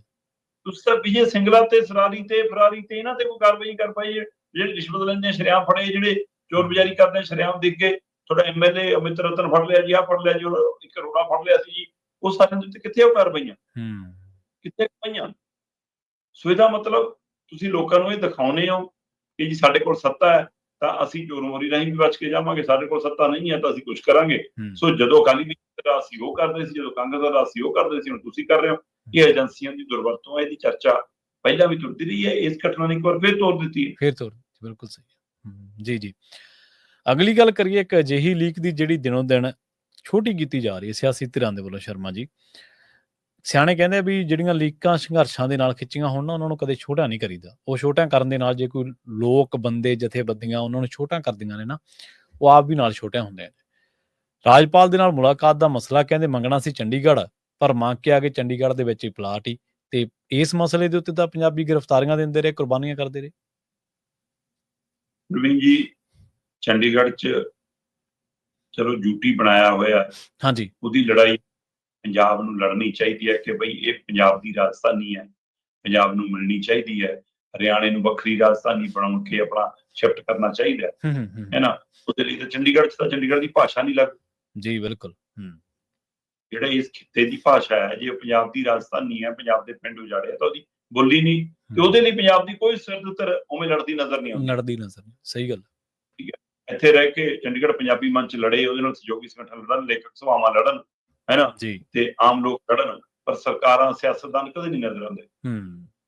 ਉਹ ਇੱਕਾ ਦੁੱਕਾ ਇੱਕ ਬੰਦਾ ਆ ਜਾਊਗਾ ਉਹਨਾਂ ਦਾ, ਉਹ ਆਪਣਾ, ਉਹ ਵੀ ਤਾਂ ਆਉਂਦੇ ਨੇ, ਉਹਨਾਂ ਨੂੰ ਇਕੱਠ ਦਿਖ ਜਾਂਦਾ ਉੱਥੇ ਕਿ ਇਕੱਠ ਹੈਗਾ, ਉਹ ਇਕੱਠ ਕਰਕੇ ਆਉਂਦੇ ਨੇ, ਨਾ ਕਿ ਪੰਜਾਬੀ ਭਾਸ਼ਾ ਕਰਕੇ ਆਉਂਦੇ ਨੇ। ਤੇ ਹੁਣ ਤਾਂ ਸਰਕਾਰ ਨੇ ਸ਼ਰਮੇ ਲਾਤੀ। ਅੱਛਾ, ਮਤਲਬ ਯਾਦ ਹੈ ਕਿ ਭਾਰਤੀ ਜਨਤਾ ਪਾਰਟੀ ਦੀ ਹਰਿਆਣਾ ਸਰਕਾਰ ਨੇ ਮੰਗ ਕੀਤੀ ਕਿ ਜੀ ਸਾਨੂੰ ਚੰਡੀਗੜ੍ਹ ਦੇ ਵਿੱਚ ਵਿਧਾਨ ਸਭਾ ਦੇ ਲਈ ਵੱਖਰੀ ਥਾਂ ਚਾਹੀਦੀ ਹੈ, ਥਾਂ ਛੋਟੀ ਪੈ ਗਈ। ਠੀਕ ਹੈ ਜੀ, ਨੇ ਇਹ ਫਾਰਮੂਲਾ ਅਮਿਤ ਸ਼ਾਹ ਦੇ ਇਸ਼ਾਰੇ ਦੇ ਉੱਤੇ ਤੈਅ ਕਰ ਲਿਆ ਕਿ ਜੀ ਆਹ ਥਾਂ ਦੇ ਦਿੰਦੇ ਆ, ਇਹਦੇ ਬੱਟੇ ਸਾਨੂੰ ਉਹ ਥਾਂ ਦੇ ਦੇਣਗੇ।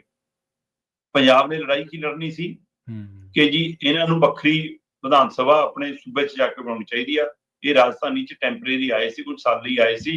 ਇਹ ਨਿਯਮ ਕਹਿੰਦਾ, ਕਾਨੂੰਨ ਕਹਿੰਦਾ ਕਿ ਜਿਹੜਾ ਨਵਾਂ ਸੂਬਾ ਬਣਦਾ ਉਹਨੇ ਨਵੀਂ ਰਾਜਧਾਨੀ ਆਪਣੀ ਵੱਖਰੀ ਬਣਾਉਣੀ ਹੁੰਦੀ ਹੈ। ਪੰਜਾਬ ਦੀ ਰਾਜਧਾਨੀ ਦੇ ਨਾਂ ਤੇ ਉਸਰਿਆ ਸੀ, ਸਾਨੂੰ ਮੰਨਣਾ ਚਾਹੀਦਾ। ਪਰ ਨਹੀਂ, ਪੰਜਾਬ ਦੇ ਮੁੱਖ ਮੰਤਰੀ ਸਾਹਿਬ ਨੇ ਸੋਸ਼ਲ ਮੀਡੀਆ ਤੇ ਪੋਸਟ ਪਾਈ ਕਿ ਵੀ ਜੇ ਵੱਖਰੀ ਥਾਂ ਦੇਣੀ ਹੈ, ਸਾਨੂੰ ਵੀ ਵੱਖਰੀ ਥਾਂ ਦਿਓ। ਭਰਾਵਾ, ਆਪਣੇ ਕੋਲ ਤਾਂ ਆਪਣੀ ਵਿਧਾਨ ਸਭਾ ਹੈ ਜੀ। ਸਹੀ ਹੈ, ਆਪਣੇ ਕੋਲ ਤਾਂ ਆਪਣਾ ਸਕੱਤਰੇਤ ਹੈ, ਸਾਰਾ ਕੁਛ ਹੈ ਸਾਡੇ ਕੋਲ। ਤੁਸੀਂ ਕਹੋ ਵੀ ਤੁਸੀਂ ਬੈਠੇ ਹੋ ਟੈਂਪਰੇਰੀ, ਆਪਣਾ ਸ਼ਿਫਟ ਕਰਕੇ ਆਪਣੇ ਸੂਬੇ 'ਚ ਜਾਓ, ਸਾਨੂੰ ਵੀ ਵੱਖਰੀ ਦਿਓ ਜੀ। ਮਤਲਬ ਤੁਸੀਂ ਆਹ ਥਾਂ ਵੀ ਯੂਟੀ ਨੂੰ ਛੱਡਣ ਨੂੰ ਫਿਰਦੇ ਹੋ ਉੱਧਰ। ਜੀ ਜੀ, ਸਹੀ ਹੈ। ਤੇ ਉਸੇ ਤਰ੍ਹਾਂ ਦਾ ਪਹਿਲੂ ਹੋਣਾ। ਕੱਲ ਮੁੱਖ ਮੰਤਰੀ ਭਗਵੰਤ ਮਾਨ ਜੀ ਮਿਲ ਕੇ ਆਏ ਸੀ ਰਾਜਪਾਲ ਨੂੰ, ਤੇ ਰਾਜਪਾਲ ਤੋਂ ਮਿਲਣ ਤੋਂ ਬਾਅਦ ਆ ਕੇ ਬਾਹਰ ਮੀਡੀਆ ਦੇ ਸਵਾਲਾਂ ਜਵਾਬ ਦਿੰਦੇ ਕਹਿ ਰਹੇ ਸੀ ਕਿ 2-4 ਦਿਨਾਂ ਦੇ ਵਿੱਚ ਅਸੀਂ ਕੈਬਨਿਟ ਦਾ ਵਿਸਤਾਰ ਕਰ ਦੇਣਾ। ਕੁਝ ਸਿਰ ਅੱਜ ਵੀ ਮੰਨਦੀਆਂ ਕਿ ਅੱਜ ਕੈਬਨਿਟ ਦੀ ਬੈਠਕ ਹੈ, ਉਹਦੇ ਨਾਲ ਹੀ ਨਾਲ ਸਾਰਾ ਕੁਝ ਹੋ ਜਾਵੇ ਜੀ ਦਿਨ ਚੜ੍ਹਦਿਆਂ ਨੂੰ। ਪਰ ਕੁਝ ਕਹਿੰਦੀਆਂ ਕਿ ਨਹੀਂ, ਰੋਲ ਘਚੋਲੇ 'ਚ 1-2 ਦਿਨ ਅੱਗੇ ਵੀ ਹੋ ਸਕਦੇ ਆ। ਠੀਕ ਆ, ਚਲੋ ਜੋ ਵੀ ਹੋਣਾ ਤੈਅ ਹੈ। ਪਰ ਰਾਜਪਾਲ ਨੂੰ ਮਿਲਣ ਜਾਣ ਦਾ ਮਕਸਦ ਜਦੋਂ ਸਾਹਮਣੇ ਆਇਆ ਤਾਂ ਹੈਰਾਨ ਹੋਣ ਵਾਲਾ ਸੀ ਮੇਰੇ ਲਈ। ਠੀਕ ਹੈ ਜੀ, ਮੁੱਖ ਮੰਤਰੀ ਭਗਵੰਤ ਮਾਨ ਕਹਿੰਦੇ ਮੈਂ ਰਾਜਪਾਲ ਨੂੰ ਮਿਲਣ ਗਿਆ ਸੀ ਕਿ ਆਮ ਆਦਮੀ ਪਾਰਟੀ ਦੀ ਰਾਸ਼ਟਰੀ ਪਾਰਟੀ ਹੈ, ਪੰਜਾਬ 'ਚ ਇਹਨਾਂ ਦੀ ਸਰਕਾਰ ਹੈ, ਤੇ ਪੰਜਾਬ ਦੀਆਂ ਬਾਕੀ ਸਾਰੀਆਂ ਦਲਾਂ ਦੇ ਇੱਥੇ ਚੰਡੀਗੜ੍ਹ 'ਚ ਦਫ਼ਤਰ ਨੇ, ਸਾਡੇ ਕੋਲ ਚੰਡੀਗੜ੍ਹ ਦਫ਼ਤਰ ਨਹੀਂ, ਸਾਨੂੰ ਦਫ਼ਤਰ ਲਈ ਪਲਾਟ ਦਿੱਤਾ ਜਾਵੇ। ਅੱਛਾ, ਵਾਹ। ਇਹ ਆਮ ਆਦਮੀ ਪਾਰਟੀ ਦੇ ਲਈ ਦਫ਼ਤਰ ਲਈ ਥਾਂ ਮੰਗਣ ਗਿਆ ਕੌਣ? ਪੰਜਾਬ ਦਾ ਮੁੱਖ ਮੰਤਰੀ। ਵਾਹ ਜੀ, ਬਈ ਪੰਜਾਬ ਦਾ ਮੁੱਖ ਮੰਤਰੀ ਪੰਜਾਬ ਦੇ ਮੁੱਦਿਆਂ ਲਈ ਜਾਵੇ, ਪਾਰਟੀ ਦੇ ਮੁੱਦਿਆਂ ਲਈ ਤੁਹਾਡੇ ਕੋਲ ਅਮਨ ਅਰੋੜਾ ਆਏਗਾ, ਮਨੀਸ਼ ਸਿਸੋਦੀਆ ਆਏਗਾ, ਸੁਪਰੀਮੋ ਕੇਜਰੀਵਾਲ ਆਏਗਾ, ਭੇਜ ਦਿਓ ਤਿੰਨਾਂ ਨੂੰ, ਤਿੰਨੋਂ ਜਾ ਕੇ ਮੰਗਣ। ਸੋ ਪਾਰਟੀ ਦੇ ਕੰਮ ਪਾਰਟੀ ਪਲੇਟਫਾਰਮ ਤੇ ਹੋਣ ਤੇ ਸਰਕਾਰ ਦੇ, ਮਤਲਬ ਮੁੱਖ ਮੰਤਰੀ ਭਗਵੰਤ ਮਾਨ ਚੰਗਾ ਹੁੰਦਾ ਜੇ ਰਾਜਪਾਲ ਨੂੰ ਸੁਨੇਹਾ ਲਾਉਣਾ ਜਾਂਦੇ ਕਿ ਜੀ ਚੰਡੀਗੜ੍ਹ ਸਾਡਾ ਬਣਦਾ, ਥੋਤੋਂ ਕੇਂਦਰ ਨਾਲ ਰਾਬਤਾ ਕਰਕੇ ਦੇਣ ਦਾ ਦੋ, ਨਹੀਂ ਅਸੀਂ ਲੱਗੇ ਸੰਘਰਸ਼ ਵਿੱਢਣ, ਲੜੋ ਲੜਾਈ। ਸਹੀ ਆ, ਪਹਿਲਾਂ ਆਪਾਂ ਦੋਸ਼ ਦਿੰਦੇ ਆਏ ਆ ਕਿ ਅਕਾਲੀ ਬੀਜੇਪੀ ਨੇ ਕੋਈ ਕੂਣੀ ਨਹੀਂ ਕੱਤੀ, ਕਾਂਗਰਸੀਆਂ ਨੇ ਕੁਝ ਨਹੀਂ ਕੀਤਾ ਇਹਨਾਂ ਮਸਲਿਆਂ ਤੇ, ਤੁਹਾਡੇ ਕੋਲ ਮੌਕਾ, ਲੜ ਲਓ। ਤੇ ਜਿਹੜੇ ਤੁਹਾਡੇ ਸਪੋਰਟਰ ਨਹੀਂ, ਵੋਟਰ ਨਹੀਂ, ਉਹ ਵੀ ਨਾਲ ਆ ਕੇ ਖੜ ਜਾਣਗੇ। ਖੜਨਾ ਪਊਗਾ ਬੇਸ਼ਰਮੀ 'ਚ, ਬਾਕੀ ਲੀਡਰਾਂ ਨੂੰ ਵੀ ਆਉਣਾ ਪਊਗਾ, ਬਾਕੀ ਪਾਰਟੀਆਂ ਨੂੰ ਵੀ ਆਉਣਾ ਪੈ ਜਾਊਗਾ ਸ਼ਰਮੋ ਸ਼ਰਮੀ। ਵੱਢ ਲਓ ਮੈਂ ਬੰਨੂ ਸੇਰੇ ਆਪਣੇ ਸਿਰ ਤੇ, ਦਊਗਾ ਪੰਜਾਬ ਸ਼ਾਬਾਸ਼। ਮੰਗਣ ਚੰਡੀਗੜ੍ਹ ਜਾਣਾ ਚਾਹੀਦਾ ਸੀ, ਮੰਗ ਰਹੇ ਹੋ ਤੁਸੀਂ ਇੱਕ ਪਲਾਟ, ਲੜਨਾ ਪੰਜਾਬ ਲਈ ਚਾਹੁੰਦਾ ਸੀ, ਲੜ ਰਹੇ ਤੁਸੀਂ ਪਾਰਟੀ ਲਈ। ਸਹੀ ਹੈ। ਇਹ ਬਦਲਾਅ ਲਈ ਚੁਣਿਆ ਸੀ।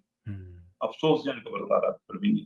ਜੀ ਬਿਲਕੁਲ। ਤੇ ਨਾਲੇ ਦੂਜੀ ਗੱਲ ਇਹ ਆ ਵੀ ਜੇ ਤੁਸੀਂ ਚੰਡੀਗੜ੍ਹ ਦੀ ਰਾਜਧਾਨੀ ਹਾਸਲ ਕਰ ਲਓ ਤਾਂ ਤੁਹਾਡੀਆਂ ਦੀਆਂ ਦੁਵਿਧਾਵਾਂ ਦੇ ਜਿਹੜੇ ਮਸਲੇ ਨੂੰ ਵੈਸੇ ਹੀ ਹੱਲ ਹੋ ਜਾਣਗੇ। ਤੁਸੀਂ ਛੋਟੀ ਗੱਲ ਕਿਉਂ ਕਰ ਰਹੇ ਹੋ ਉੱਥੇ ਜਾ ਕੇ? ਤੇ ਨਾਲੇ ਉਹ ਤਿਆਰ ਬੈਠੇ ਨੇ ਸ਼ਰਮਾ ਜੀ, ਉਹ ਕਹਿੰਦੇ ਆ ਜਾਓ ਸਾਡੇ ਕੋਲ, ਚੱਕ ਕੇ ਲਿਆਓ ਮਸਲਾ, ਅਸੀਂ ਬਾਰਗੇਨਿੰਗ ਕਰ ਲਾਂਗੇ, ਸਾਡੇ ਨਾਲ ਸੌਦਾ ਕਰ ਲਓ। ਅਸੀਂ ਬਸ ਬਸ ਬਸ ਉਹ ਮਤਲਬ ਵਿਆਜ ਦੇ ਮਾਮਲੇ ਦੇ ਵਿੱਚ, ਕਰਜ਼ੇ ਦੇ ਮਾਮਲੇ ਦੇ ਵਿੱਚ ਉਹ ਬਾਰਗੇਨਿੰਗ ਕਰਦੇ ਨੇ ਹਰੇਕ ਮਾਮਲੇ ਦੇ ਵਿੱਚ। ਸੰਘਰਸ਼ ਨੂੰ ਤਾਂ ਉਹਨਾਂ ਨੂੰ ਪਤਾ ਇਹਨਾਂ ਤੋਂ ਸੰਘਰਸ਼ ਨਹੀਂ ਹੋਣਾ। ਉਹ ਕਹਿੰਦੇ ਚਲੋ ਠੀਕ ਹੈ, ਤੁਹਾਡੀ ਇਹ ਮੰਗ ਆ, ਅਸੀਂ ਵਿਚਾਰ ਲੈਂਦੇ ਹਾਂ, ਆਜੋ ਸਾਨੂੰ ਉਹ ਚੀਜ਼ ਦੇ ਦਿਓ ਤੇ ਆ ਲੈ ਲਓ, ਫਿਰ ਤੁਸੀਂ ਇਹ ਟੇਬਲ ਟਾਕ ਤੇ ਆਜੋ। 16,000 ਕਰੋੜ ਦੀ ਕੇਂਦਰ ਨੇ ਕਟੌਤੀ ਕਰ ਲਈ। ਹਾਂਜੀ। ਤੇ ਬਾਅਦ ਚੋਂ 4,000 ਕਰੋੜ ਦੇਣਾ ਮੰਨ ਗਏ ਤੇ ਸਾਡੇ ਵਾਲੇ ਕਹਿੰਦੇ ਜੀ ਹੋ ਗਿਆ ਮਾਮਲਾ। ਹਾਂਜੀ, ਇਹ ਸੈਟਲਮੈਂਟ ਕਹਿ ਰਹੇ ਸੀ, ਆਪਾਂ ਖਬਰ ਵੀ ਕੀਤੀ ਸੀ ਤੁਸੀਂ, ਬਿਲਕੁਲ। ਉਧਰ ਜੰਮੂ ਕਸ਼ਮੀਰ ਤੋਂ ਬਾਅਦ ਹਿਮਾਚਲ ਪ੍ਰਦੇਸ਼ ਨੇ ਵੀ ਪੰਜਾਬ ਦਾ ਜਿਹੜਾ ਪਾਣੀ ਹੈ ਜੀ ਉਹ ਬੰਦ ਕਰਨ ਦੀ ਧਮਕੀ ਦੇ ਦਿੱਤੀ ਹੈ। ਦੇਖੋ, ਹਿਮਾਚਲ ਪ੍ਰਦੇਸ਼ ਦੇ ਮੁੱਖ ਮੰਤਰੀ ਸ਼ਿਮਲਾ ਦੇ ਵਿੱਚ ਸੰਬੋਧਨ ਕਰਦਿਆਂ ਕਹਿ ਰਹੇ ਸੀ ਕਿ ਵੀ ਜਿਹੜਾ BBMB ਹੈ ਉਹ ਸਾਡੇ ਨਾਲ ਧੱਕਾ ਕਰ ਰਿਹਾ ਹੈ। BBMB ਨੇ ਸਾਡਾ 4,000 ਕਰੋੜ ਦੇ ਕਰੀਬ ਏਰੀਆ ਬਣਦਾ, ਉਹ ਸਾਨੂੰ ਦਿੱਤਾ ਨਹੀਂ। ਠੀਕ ਹੈ ਜੀ। ਸੁਖੂ ਹੋਰੀ ਜਿਹੜੇ ਹਿਮਾਚਲ ਦੇ ਮੁੱਖ ਮੰਤਰੀ ਨੇ, ਉਹਨਾਂ ਦਾ ਇਹ ਕਹਿੰਦੇ ਵੀ ਪੰਜਾਬ ਤੇ ਹਰਿਆਣਾ ਮਿਲ ਕੇ ਸਾਡਾ ਏਰੀਆ ਦਬਾਉਣ ਨਹੀਂ ਦੇ ਰਿਹਾ। ਇਹ ਵਿੱਚ ਰੌਲਾ ਬਣ ਜਾਂਦਾ, ਕਦੇ ਪੰਜਾਬ ਵਾਲੇ ਪੰਗਾ ਪਾਉਂਦੇ ਆ, ਕਦੇ ਹਰਿਆਣੇ ਵਾਲੇ। ਸੁਪਰੀਮ ਕੋਰਟ ਨੇ ਹੋਇਆ ਅੱਜ ਤੋਂ 14 ਸਾਲ ਪਹਿਲਾਂ ਦਾ ਸਾਡਾ ਏਰੀਆ ਬਣਦਾ 4,000 ਕਰੋੜ, ਉਹ BBMB ਦੇ ਨਹੀਂ ਰਿਹਾ। 2011 ਦਾ ਮਾਮਲਾ। ਤੇ ਇਸ ਮਾਮਲੇ ਦਾ ਜ਼ਿਕਰ ਕਰਦਿਆਂ ਉਹ ਕਹਿੰਦੇ ਕਿ ਜੇ ਇਸ ਦੇ ਉੱਤੇ ਸਾਡੇ ਪੈਸੇ ਰਿਲੀਜ਼ ਨਹੀਂ ਹੁੰਦੇ ਤਾਂ ਜਿਹੜਾ ਬੰਨ ਹੈ, ਉਸ ਬੰਨ ਦੀ ਪ੍ਰਯੋਜਨਾ ਤਹਿਤ ਅਸੀਂ ਪੰਜਾਬ ਨੂੰ, ਹਰਿਆਣੇ ਨੂੰ, ਰਾਜਸਥਾਨ ਨੂੰ ਜਾਂ ਥੋੜਾ ਬਹੁਤ ਯੂਪੀ ਨੂੰ ਜਿਹੜਾ ਪਾਣੀ ਜਾਂਦਾ ਅਸੀਂ ਬੰਦ ਕਰਦੇ ਹਾਂ। ਅੱਛਾ। ਸੋ ਇਹ ਇੱਕ ਤਰ੍ਹਾਂ ਨਾਲ ਪੰਜਾਬ ਤੇ ਪਾਣੀ ਬੰਦ ਕਰਨ ਦੀ ਧਮਕੀ ਹੈ। ਆਪਾਂ ਕਿੰਨੀ ਵਾਰ ਇਸ ਤੇ ਗੱਲ ਕਰ ਚੁੱਕੇ ਹਾਂ ਕਿ ਬਈ ਜਿਹੜਾ ਰਿਪੇਰੀਅਨ ਸਿਧਾਂਤ ਹੈ ਉਹਦੇ ਅਨੁਸਾਰ ਕੁਦਰਤੀ ਵਹਿਣ ਨੂੰ ਰੋਕਣਾ ਗੈਰ ਕਾਨੂੰਨੀ ਹੈ। ਸਹੀ ਹੈ ਜੀ, ਬਿਲਕੁਲ ਆਪਾਂ ਕੀਤੀ ਗੱਲ। ਤੁਸੀਂ ਨਹਿਰਾਂ ਰਾਹੀਂ ਅਚੇਚਾ ਪਾਣੀ ਕਿਸੇ ਨੂੰ ਦੇ ਰਹੇ ਹੋ, ਯੂਪੀ ਨੂੰ ਦੇ ਰਹੇ ਹੋ, ਯੂਪੀ ਤੋਂ ਲਓ ਵਸੂਲੀ, ਦਿੱਲੀ ਵਾਲਿਆਂ ਨੇ ਤੁਹਾਡਾ ਸੌਦਾ ਕੀਤਾ, ਦਿੱਲੀ ਤੋਂ ਲਓ ਪੈਸੇ। ਜਿਹੜਾ ਪੰਜਾਬ ਦਊਗਾ ਉਹ ਪੰਜਾਬ ਲਵੇ, ਪਰ ਨਾ ਪੰਜਾਬ ਆਪਣੇ ਪਾਣੀਆਂ ਦੇ ਹੱਕ ਦੇ ਅਜੇ ਤੱਕ ਆ ਰਿਹਾ ਕਿ ਸਾਨੂੰ ਅਧਿਕਾਰ ਤਾਂ ਦੋ ਪਾਣੀਆਂ ਦੀ, ਮਾਲਕੀ ਦਾ ਤਾਂ ਗੱਲ ਕਬੂਲੋ। ਠੀਕ ਹੈ, ਅੱਛਾ ਅਪਰ ਰਿਪੇਰੀਅਨ ਹੈ ਤਾਂ ਅਸੀਂ ਵੀ ਰਿਪੇਰੀਅਨ ਸਿਧਾਂਤ ਦੇ ਤਹਿਤ ਮਾਲਕ ਹਾਂ। ਸਹੀ ਗੱਲ। ਕੁਦਰਤੀ ਵਹਿਣ ਜਿਹੜੇ ਦਰਿਆ ਸਾਡੇ ਚੋਂ ਲੰਘ ਰਹੇ ਨੇ ਉਹਦੇ ਮਾਲਕ ਅਸੀਂ। ਤਾਂ ਇਸ ਤਰ੍ਹਾਂ ਲਗਾਤਾਰ ਜਿਹੜੇ ਹਮਲੇ ਨੇ ਜੀ, ਕੀ ਇਹਦੇ ਪਿੱਛੇ ਕੇਂਦਰ ਦੀ ਸਾਜ਼ਿਸ਼ ਕੰਮ ਕਰ ਰਹੀ ਹੈ? ਅਜੇ ਤਾਂ ਸ਼ੁਕਰ ਹੈ ਜੰਮੂ ਕਸ਼ਮੀਰ ਦੇ ਵਿੱਚ ਔਰ ਹਿਮਾਚਲ ਤੇ ਸਿੱਧੀ BJP ਦੀ ਸਰਕਾਰ ਨਹੀਂ ਹੈਗੀ। ਸਹੀ ਗੱਲ, ਬਿਲਕੁਲ। ਇਹ ਹਾਲ ਹੈ ਨਾ ਕਿ ਉਹ ਸੂਬਿਆਂ ਦੇ ਵਿੱਚ ਵੀ ਉਹ ਸਰਕਾਰਾਂ ਜਿਹੜੀਆਂ ਕੇਂਦਰ ਤੋਂ ਪੀੜਤ ਨੇ। ਜੀ ਜੀ। ਤੇ ਜੇ ਸਿੱਧਾ ਕੇਂਦਰ ਦਾ ਰਾਜ ਆਊਗਾ ਫਿਰ ਕੀ ਮੈਂ ਟੱਪਿਆ ਜਾਊਗਾ ਜੀ? ਆਪਾਂ ਦੇਖਦੇ ਹਾਂ ਰਾਜਸਥਾਨ ਤੇ ਹਰਿਆਣੇ ਵਾਲੇ ਜੋ ਪੰਜਾਬ ਨਾਲ ਵਤੀਰਾ ਕਰਦੇ ਨੇ। ਸਹੀ ਗੱਲ, ਬਿਲਕੁਲ। ਇਹ ਬਿਲਕੁਲ ਜੀ, ਸੁਖੂਰਾ ਨੇ ਇਹ ਹਵਾਲਾ ਦਿੱਤਾ ਕਿ ਜੀ ਸਾਨੂੰ ਜੇ 4,000 ਕਰੋੜ ਨਹੀਂ ਅਦਾ ਕੀਤਾ ਜਾਂਦਾ ਤਾਂ ਅਸੀਂ ਕਸਾਊ ਬੰਨ ਪ੍ਰਯੋਜਨਾ ਤਹਿਤ ਜਿਹੜਾ ਪਾਣੀ ਜਾ ਰਿਹਾ ਉਹ ਵੀ ਰੋਕ ਦਾਂਗੇ। ਤੇ BBMB ਬਣਾਉਣ ਦੇ ਲਈ, ਇਹਨੂੰ ਸਥਾਪਿਤ ਕਰਨ ਦੇ ਲਈ, ਇਹ ਡੈਮ ਬਣਾਉਣ ਦੇ ਲਈ ਸਾਡਾ ਬਿਲਾਸਪੁਰ ਉਜਾੜਿਆ ਸੀ। ਤੇ ਇਸ ਜਿਹੜੀ BBMB ਦੇ ਜਿੰਨੇ ਪ੍ਰੋਜੈਕਟਾਂ ਜੋ ਬਿਜਲੀ ਪੈਦਾ ਹੁੰਦੀ ਹੈ ਉਹਦੇ ਸਾਨੂੰ 12% ਦੀ ਮੁਫਤ ਬਿਜਲੀ ਮਿਲਣੀ ਚਾਹੀਦੀ ਹੈ। ਉਹ ਕਹਿੰਦੇ ਜਿੰਨੇ ਵੀ ਪ੍ਰੋਜੈਕਟ ਹਿਮਾਚਲ 'ਚ ਲੱਗੇ ਨੇ ਉਹਨਾਂ ਦੇ ਤਹਿਤ 12% ਬਿਜਲੀ ਮੁਫਤ ਮਿਲਦੀ ਹੈ, ਪਰ BBMB ਨਹੀਂ ਦਿੰਦਾ। ਪਹਿਲੀ ਗੱਲ ਤਾਂ ਇਹ ਹੈ ਕਿ BBMB ਦੇ ਉੱਤੇ ਹੁਣ ਪੂਰਾ ਕੇਂਦਰੀ ਕੰਟਰੋਲ ਹੋ ਗਿਆ ਜੀ। ਪੰਜਾਬ ਤੋਂ ਇੱਕ ਤਰ੍ਹਾਂ ਨਾਲ ਉਹਦਾ ਕੰਟਰੋਲ ਵੀ ਖੋਲਿਆ। ਦੂਜਾ ਸੱਚਾਈ ਇਹ ਹੈ ਕਿ BBMB ਦੀ ਸਹੀ ਮੈਨੇਜ ਕੋਈ ਲੋੜ ਵੀ ਨਹੀਂ। ਉਹ ਧੱਕੇ ਨਾਲ ਬਣਾਈ ਬਾਡੀ ਕੰਟਰੋਲ ਕਰਨ ਲਈ, ਜਦੋਂ ਕਿ ਪੰਜਾਬ ਦੇ ਹੱਥ ਦਾ ਕੰਟਰੋਲ। ਤੀਸਰਾ, ਇਹ ਹਿਮਾਚਲ ਕਿਸੇ ਸਮੇਂ ਪੰਜਾਬ ਦਾ ਹੀ ਹਿੱਸਾ ਸੀ। ਸਹੀ। ਪਰ ਉਸ ਵੰਡ ਤੋਂ ਬਾਅਦ ਸਭ ਨੂੰ ਪਤਾ ਕਿ ਡੈਮ ਬਣਾਉਣ ਲੱਗਿਆ ਕਿਵੇਂ ਸ਼ਰਾਰਤ ਹੋਈ, ਕਿਹੜੇ ਪਿੰਡ ਹਿਮਾਚਲ ਨੂੰ ਦਿੱਤੇ ਤੇ ਕਿਹੜੇ ਪੰਜਾਬ 'ਚ ਰੱਖ ਲਏ, ਕਿਹੜਾ ਕੰਟਰੋਲ ਉੱਧਰ ਦਿੱਤਾ, ਕਿਹੜਾ ਇੱਧਰ ਆਇਆ, ਸਭ ਨੂੰ ਪਤਾ ਕੀ ਖੇਡ ਹੋਈ ਹੈ। ਸੋ ਇਸ 81 ਖੇਡ 1966 ਤੋਂ ਇਸ ਕਦਰ ਸ਼ੁਰੂ ਹੋਈ ਜੀ ਕਿ ਅਸੀਂ ਅੱਜ ਤੱਕ ਭੋਗ ਰਹੇ ਹਾਂ। ਪਾਣੀਆਂ ਦੇ ਵੰਡ ਦੇ ਮਾਮਲੇ 'ਚ ਪੰਜਾਬ ਨਾਲ ਹੋਏ ਧੋਖਿਆਂ ਨੂੰ ਅਸੀਂ ਅੱਜ ਤੱਕ ਭੋਗ ਰਹੇ ਹਾਂ। ਤੇ ਹੁਣ ਜੇ ਜੰਮੂ ਕਸ਼ਮੀਰ ਤੇ ਹਿਮਾਚਲ ਵਰਗੇ ਸੂਬੇ ਵੀ ਪੰਜਾਬ ਤੇ ਹਮਲਾਵਰ ਹੋਣਗੇ ਤੇ ਇੱਧਰੋਂ ਰਾਜਸਥਾਨ ਤੇ ਹਰਿਆਣਾ ਤੇ ਦਿੱਲੀ ਤੇ ਉਹਨਾਂ ਸਾਰਿਆਂ ਦੇ ਉੱਤੇ ਕੇਂਦਰੀ ਛਤਰੀ।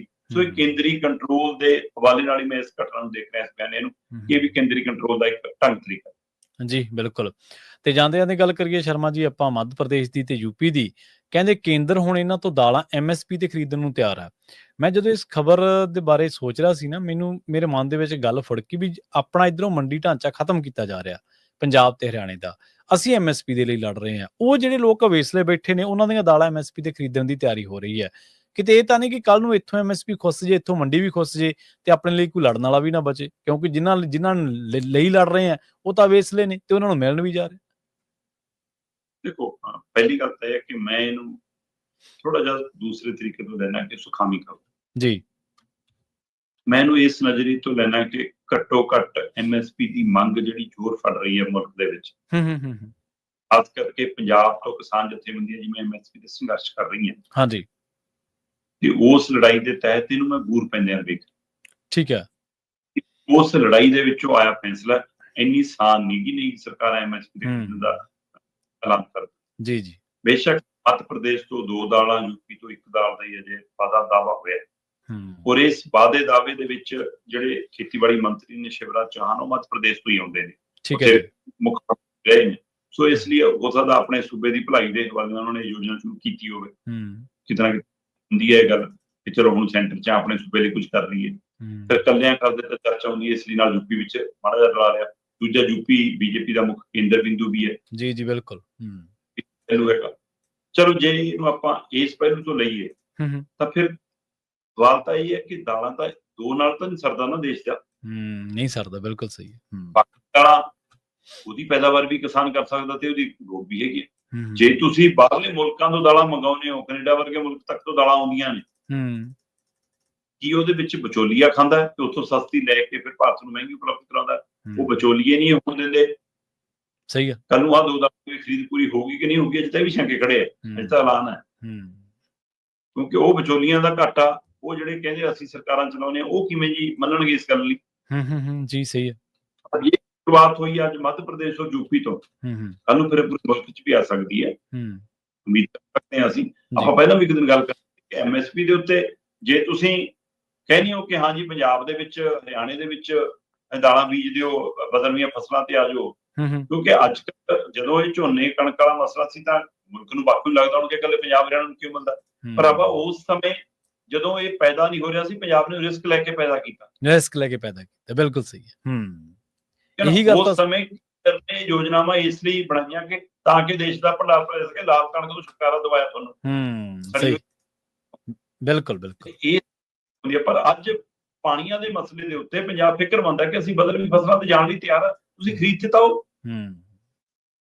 ਤੇ ਜਿੰਨੀਆਂ ਫਸਲਾਂ ਤੇ ਐਮਐਸਪੀ ਲਾਉਂਦੇ, ਉਨੀਆਂ ਫਸਲਾਂ ਤੇ ਖਰੀਦ ਨਹੀਂ ਹੁੰਦੀ।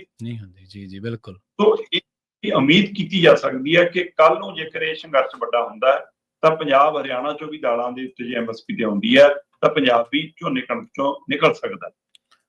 ਹਾਂਜੀ, ਪਰ ਤੁਹਾਡਾ ਖਦਸ਼ਾ ਬਿਲਕੁਲ ਵਾਜਬ ਹੈ ਪ੍ਰਵੀਨ ਜੀ, ਕਿ ਜਿਵੇਂ ਸਰਕਾਰੀ ਗੋਦਾਮਾਂ ਨੂੰ ਤੁਸੀਂ ਅਬਾਨੀਆਂ ਅਡਾਨੀਆਂ ਸੀਲੋਂ 'ਚ ਬਦਲ ਰਹੇ ਹੋ, ਤੁਸੀਂ ਪੰਜਾਬ ਦੇ ਵਿੱਚ ਮੰਡੀਆਂ ਨੂੰ ਖਤਮ ਕਰਨ ਤੇ ਤੁਲੇ ਹੋ। ਆੜ੍ਹਤੀਆਂ ਦਾ ਕੁਝ ਘਟਾ ਦਿਓ, ਮੰਡੀ ਫੀਸ ਘਟਾ ਦਿਓ, ਪੇਂਡੂ ਵਿਕਾਸ ਫੰਡ ਰੋਕ ਕੇ ਦਿਓ, ਪੁਰਾਣਾ ਦੇਣਾ ਨਹੀਂ, ਨਵਾਂ ਖਤਮੇ ਕਰ ਦਿਓ, ਉਹ ਖੁੱਲੀ ਦਿਓ ਜਿੱਥੇ ਮਰਜ਼ੀ ਜਾ ਕੇ, ਉਹ ਸਾਰਾ ਕੁਛ।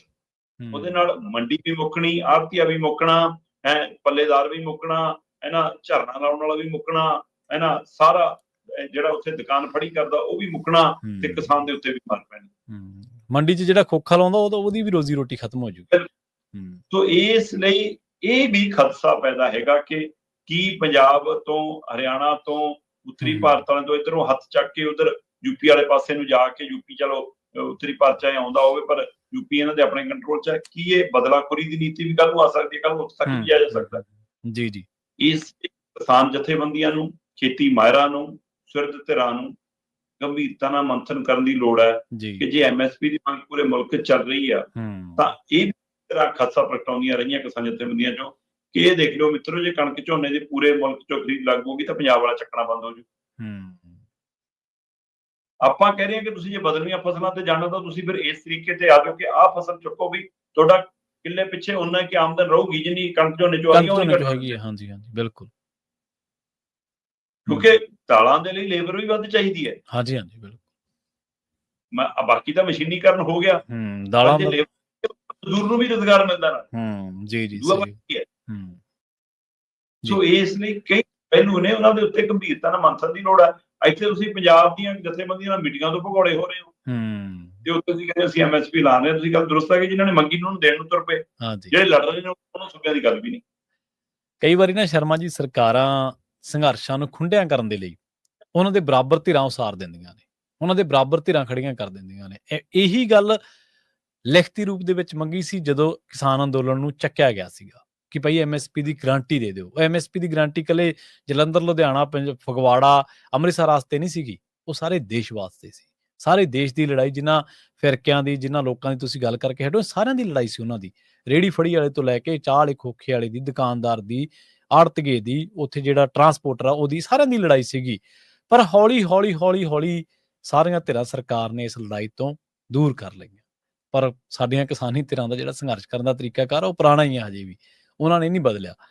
ਸੋ ਬਿਲਕੁਲ ਇਹ ਸ਼ੰਕੇ ਵਾਜਬ ਨੇ ਜੀ ਸਾਡੇ, ਕਿਉਂਕਿ ਸਾਡੇ ਕੋਲੇ ਢਾਂਚਾ ਹੈਗਾ, ਉਹਨੂੰ ਤਹਿਸ ਨਹਿਸ ਕਰ ਰਿਹਾ। ਸਾਨੂੰ ਤਾਂ ਮਿਲਣ ਦਾ ਟਾਈਮ ਵੀ ਹੈ ਨਹੀਂ ਗਾ ਉਹਨਾਂ ਕੋਲੇ, ਦੂਜਿਆਂ ਨੂੰ ਦੇ ਰਹੇ ਨੇ, ਔਰ ਹੋ ਸਕਦਾ ਕੱਲ ਨੂੰ ਉਹਨਾਂ ਨੂੰ ਹੋਰ ਵੀ ਖੋਲ ਦੇਣ ਜੀ।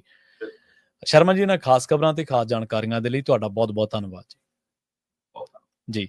ਪ੍ਰੋਗਰਾਮ ਖਬਰ ਤੇ ਨਜ਼ਰ ਨੂੰ ਆਪਾਂ ਇੱਥੇ ਸਮਾਪਤ ਕਰਾਂਗੇ। ਤੁਹਾਡਾ ਸਾਰਿਆਂ ਦਾ ਵੀ ਬਹੁਤ ਧੰਨਵਾਦ। ਸਤਿ ਸ਼੍ਰੀ ਅਕਾਲ। ਜੁੜੇ ਰਹੋ ਪੰਜਾਬੀ ਰੇਡੀਓ US।